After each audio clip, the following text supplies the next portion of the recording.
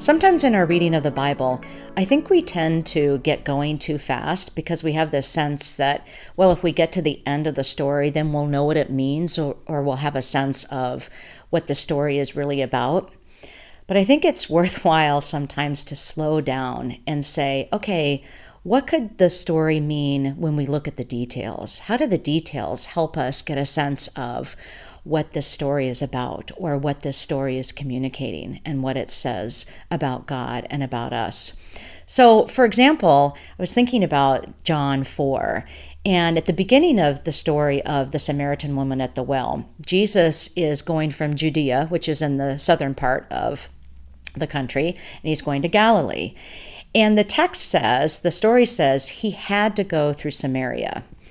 And so my first thought is, really? I mean, are there no other routes? Is there, other ways that you can get up to Galilee from Judea?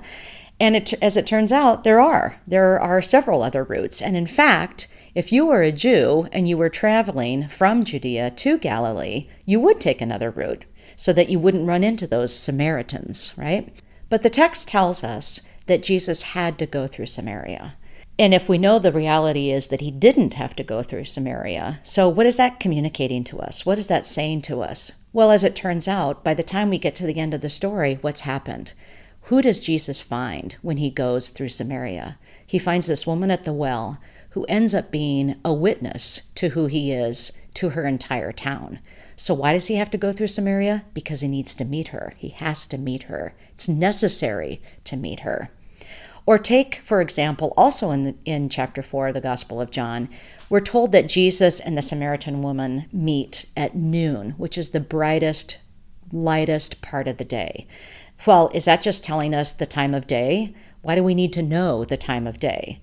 Well, it's telling us something else, I think. If you look at the story right before the Samaritan woman, Nicodemus, when does he meet Jesus?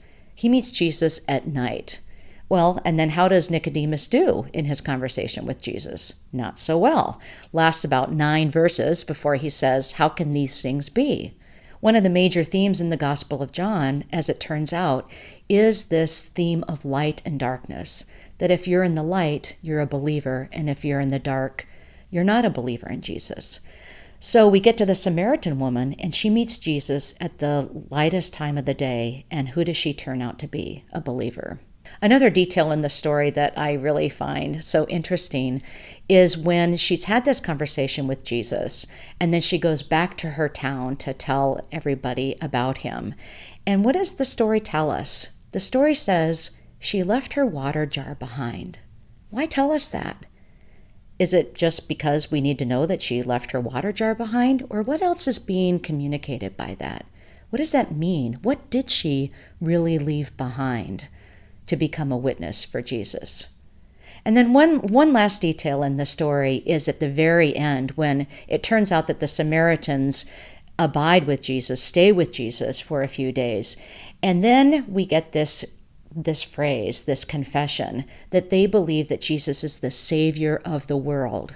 I think that's another place that we would overlook because we think of Jesus as our Savior. Of course, he's our Savior. But in fact, in the Gospel of John, this is the only time in the entire Gospel that the word Savior is used. And it's on the lips of the Samaritans. It's on the lips of the people whom you would never expect to believe in Jesus. So next time you're reading the Bible, read for the details.